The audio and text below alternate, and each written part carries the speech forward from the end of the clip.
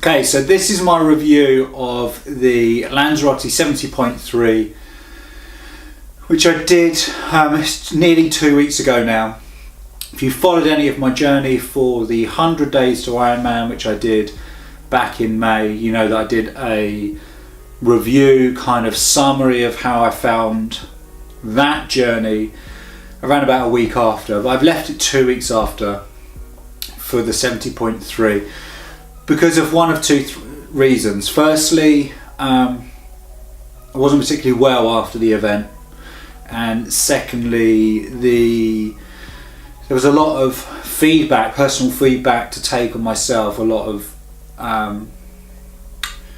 thought that I needed to really discover about what happened on the day. Now, the good news is I did finish, so here's evidence of that. I've got my finisher's t-shirt as well, but it was very different to what I expected. Firstly, before I go on, massive thanks to Kenneth Gask, who yet again ran a fantastic event, fantastic day. Club La Santa again, who supported all of the athletes, the staff that they provided, the volunteers were on point. It was faultless from a competitor or a participant's perspective. It was absolutely faultless and highly recommended. So if you're thinking about doing a 70.3 and perhaps you've done a couple of 70.3s before and want to really push the boundaries of your abilities, then certainly go for the Lanzarote one. You won't be disappointed in terms of the event itself, the support structure and everything that went on the day. But it turned out very differently. Now, having completed the full distance Ironman there in May, I was aware of the island, aware of the conditions, aware of the climbs and all of the other factors, and rightly or wrongly, I naturally assumed that the same amount of training for the full distance would be more than adequate for the 70.3. For the last 20 days or the pre-20 days prior to the event, I ramped up my training. There wasn't so much video documentary going on. My daily vlogs weren't as regular. That was due to work commitments. We've got the 7-day mindset series, which is now available now on the website, and within the next week or so the app will be live. I've got the audio books that have gone out, and I had 3 books which were going through the publishing process, as well as dealing with family life, clients on a one-to-one and training. So it just got a bit too much, so the vlogs were kind of put to the side. So the training leading up to the 70.3 was equal to that as the full distance back in May, of which I thought that would be sufficient enough.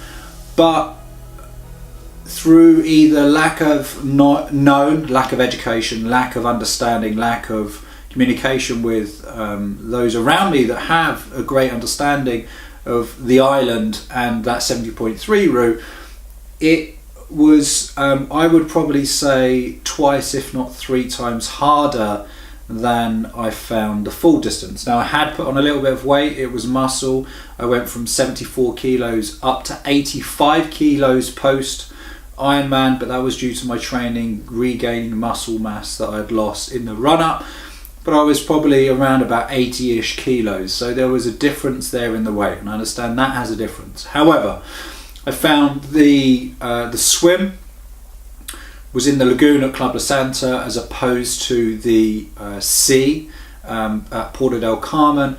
The lagoon, if you've been to Club La Santa, you're aware of it. It's a tidal lagoon, salt water, but there's a lot of sediment at the bottom. So once you get 700 athletes funneled into this lagoon, it gets mixed up a bit and it's not the most pleasant of conditions. That being said, the swim time that I did, I was relatively happy with. I came out of the water in good time, not so far behind really those people that are competing as opposed to participating. So the swim went relatively well. Like all Ironman events, there is a little bit of struggle if you put yourself right in the mix. I did. There's some good pictures online.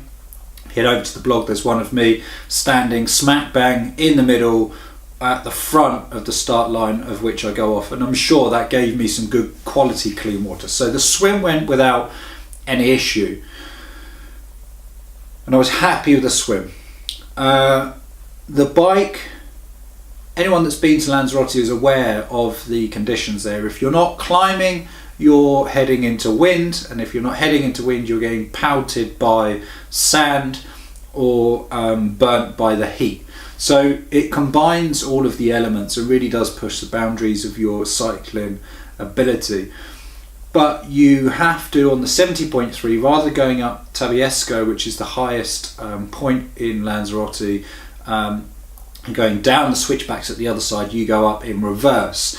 Now, a lot of my work, if you've been following me, as you're aware, has been done on the turbo trainer, and I've made a real big focused point of pushing either for watts or high resistance, a lot of big gear work to ensure that I am able to climb.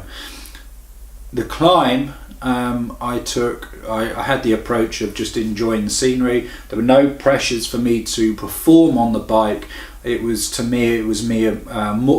more about preserving myself for the run. Although half the distance, I was aware the bike course probably would have taken it out of me a little bit more, of which it did. You get to the top, you head down. You've got some good downhills, but again, you're getting pelted from the sides from the wind. So the wind again on the day was relatively strong. But with that being said, I finished the ride with a good smile on my face, intact without coming off, and being finished safely, which was my key.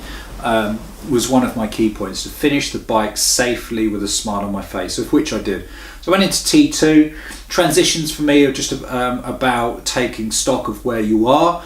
Again, I wasn't after a specific time, so for me taking an extra minute to have some baby wipes in the tea bag, transition bags, just to give myself a wipe off was worth it, just to give myself a clean up. So headed out on the run. Now the run was held at Club La Santa. What you do is you do a loop around the running track, and then you head out of the new entrance, so the south entrance, and you head down towards Club La Santa village. So you go down, and then there's a climb, and you hit the top of the La Santa village. You head down into downhill slightly to a small like fishing hut, go around a timing mat, back up, and you go back down again and then back up, which after the 90k ride is actually quite hard. I found quite hard, but I had the added disadvantage on the day of having some gastric issues on the run. Literally on the bike I was perfectly fine, hit the run and it hit me. Actually spent, without going into too much detail, spent 32 minutes on the toilet. That was divided into 3 occasions. So the run for me wasn't a particularly enjoyable experience, down to the gastric issues. Now, this is where I've had to think about why I experienced those gastric issues. My nutrition leading up to the 70.3 was as you would expect. Something that I've done throughout all my training, so there was no variance there. There weren't any variance in my nutrition on the day. I stuck to my nutrition plan, which I do, as you're aware, I did on my Ironman full distance in May. I also do on every single training occasion to train the gut in responding well to that nutrition. Not one of these athletes or individuals that will turn up in the island or wherever you're doing it and look for my nutrition on that day. Everything for me is very methodical, planned out and scheduled, so that I know that my body not only deals with it and understands it, but can utilize it and is educated in a way to do so. So the only thing that I can put it down to is perhaps the water in the lagoon. Now, I'm not saying that that's a definitive answer. I'm saying that that is probably what affected me on the day, and it was pretty bad for me. The run, I had cramps. At one point I didn't know whether I was going to be able to continue, and that was it really. So the run for me was a bit of a struggle. I followed exactly the same plan that I did in the full distance. That was run as soon as you hit a feed station or nutrition station, walk through the nutrition station and then run again, of which there were 2. So on each loop, effectively, I was walking for about 40, probably about 30 meters in total, if that. But that was part of my plan, to take on fluids, to take on any nutrition that I had with me within those stops, and continue run at a comfortable pace through the remaining part of the course. So most importantly, I finished. I did finish with a smile, despite there being the tummy issues. Overall, I would probably say that it was a lot harder than I anticipated. I can't say that my training wasn't on point, because I followed the same training plan. It was altered slightly towards 70.3, but it was sufficient, more than sufficient, I think, in terms of quality and in quantity. My body was in a good place, my mind was certainly in a great place, my nutrition leading up to the day was in good form. So I think it comes down to 2 things. One, the 70.3 in Lanzarote is a particularly tough course, and having spoken to a number of people post-event, they said that it was a quite challenging day. Obviously, you've got clear hills. If you're not climbing, then you're heading into wind. If you're not heading into wind, then you're heading downhill into wind. If you're not heading downhill into wind, then you're climbing again. And these are all things to take into consideration. So for me, that was the end of my 70.3 and my Ironman adventures, for now anyway.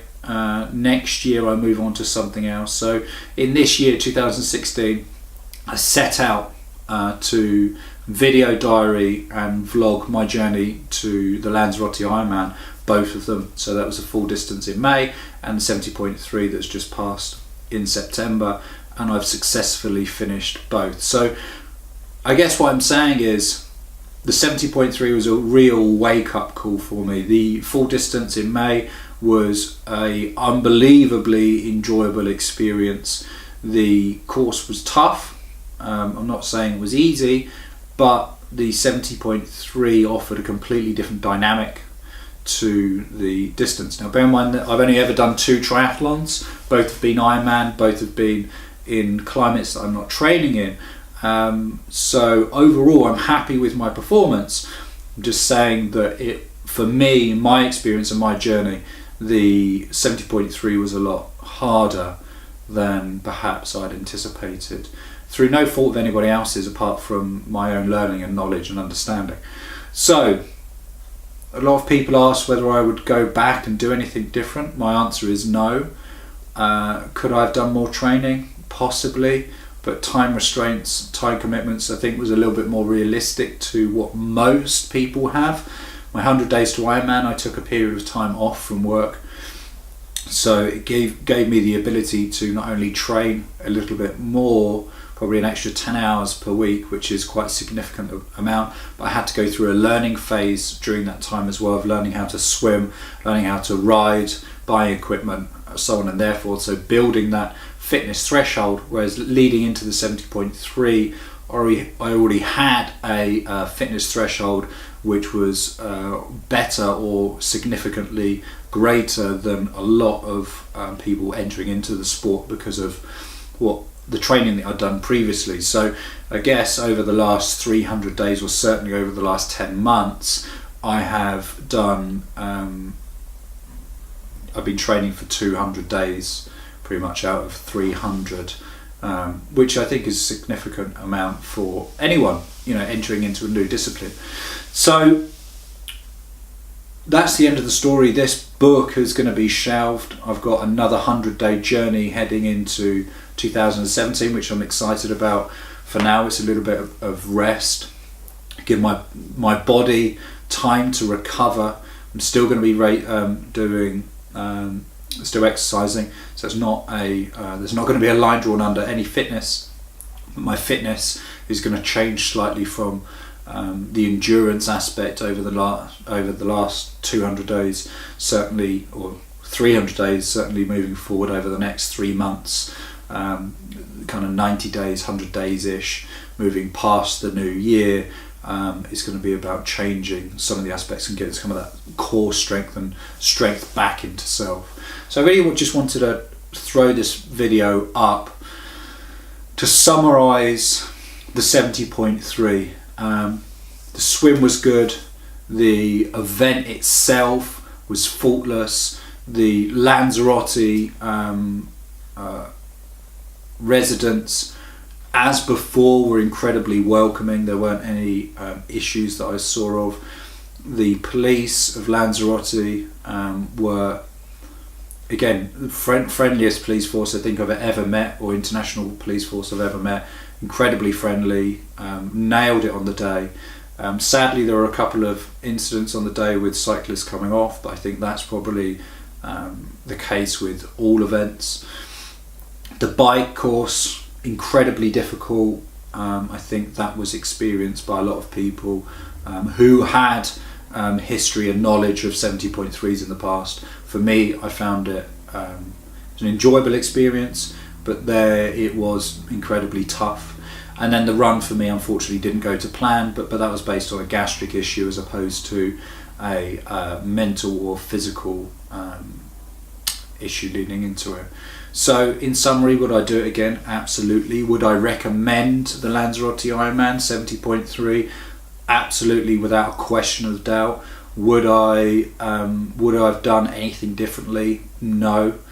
And will I be able to remember this training, this journey? Bear in mind, the day itself is only kind of the end result. The medal is something that's going to be, probably for me anyway, put in my office, and a gentle reminder of this time. But the journey leading to the 70.3 was very different to the full distance in May, but needless to say, it's been a real fantastic learning for me in many different ways. So that's it. It's the end of the 70.3 journey, summarising, closing off the video. If you've watched this and want to check out the official video, then I'll put a link in the description below. I journeyed or documented, I would say, a good 50% of my journey through video vlogs, so you can head back into the series and see what I said, how I achieved what I did, my journey, what I was looking to do on a daily basis, and how that all went. So shelving this story, moving on to the next one, excited very much about next year. Thank you to everybody that has reached out, the people on the day, my friends that I've met over there. I've met some fantastic people in the course of this journey, people that I'm sure will remain friends indefinitely, and most importantly to the support structure that I've had at home as well, because as anyone will know, putting in this time of commitment takes many different paths. So not only the financial commitment, but the time commitment, the investment that you make in all aspects. So I just want to thank everybody that's been involved with that. So the encouragement they've given, the support that I've had on social media, and with my clients as well. You know, I've worked with a number of clients, some in the triathlon world, some in very different aspects of the sporting arena, and again, people from keen amateurs all the way up to Olympic professionals. And I had some clients who were in the Olympics, so again, it was ensuring that I was there to manage their expectations, but also they had a very good, a very kind understanding of the training commitments that I had as well. So lots of things happening or happened over the last 100 days, or the 100-day journey to the 70.3. I'm incredibly grateful for the opportunity to do that. Again, if you're watching this and have been inspired slightly, or you've been on the fence about doing an Ironman event, then my recommendation is get it booked in. Make sure you've got sufficient amount of time to get yourself to that training level, and understand probably the most important thing is why you're doing it. So whether you're doing it for self, whether it's part of your journey, whether it's something that you've always wanted to do. So the purpose behind that action, and make sure that you work to a training plan. This is probably the best bit of advice I would give. A training plan that suits you specifically, because the second you start working to something outside or that the masses are doing, you increase dramatically the risk of injury. And that is one of the things that, touch wood, I was very fortunate to avoid pretty much throughout my whole Ironman journey over the last year, through both events, was injury. I had a rotten ear infection on the 70.3. I had an IT band issue at the beginning, but that was due to poor choice of trainer on the full distance, so that was very early on, probably in February time. Again, it's just about educating yourself, making sure that you have the right support in every aspect, whether it be the trainers or the coaches and the team behind you. So remain injury free, and most importantly, enjoy the journey, because it's not about the finishing line, it's not about the medal that you get at the end of it, or the bands, or the kudos, or the tattoo, or anything else for that matter. It's about enjoying the journey, because the day that you get this is over and done with incredibly quickly, whereas the journey leading up to that date, that completion, that end of the chapter of your life, actually is far greater. The people that you meet, the inspiration, the self education that you'll go through, and perhaps even understanding the limitations and what the boundaries are that you can push yourself. Again, I'm fortunate, it's the industry that I'm in, I'm always aware of the mental abilities and boundaries that you can push yourself to. It's something that I experienced when I was in the military, but for most, I'm talking about the general public, athletes aside here, it's very rare on a day-to-day basis that you're pushed to the limits, pushed to the boundaries and the limitations of your only physical strength. But when you're fatigued, when you're drained of any kind of energy, that your mental strength, your mental endurance actually kicks in. And one thing about the Ironman, or the longer distances, 70.3 and the 140.6, is they really push those boundaries and make you stronger. So enjoy the journey. The journey is probably the key factor, the most important thing on your route to being a Ironman or completing the half distance. So that's it from me, Benjamin Bonetti. Thank you for tuning in. That's it probably for this year. There will be other videos popping up along the route, but this is certainly the end of the 70.3 video diary, the video playlist. Thanks again to it, all of the support of everybody, from my clients to my family to those people again that are part of an extended community. So to all of them, peace out, be safe, and I look forward to you joining me on my next 100 days to the next adventure.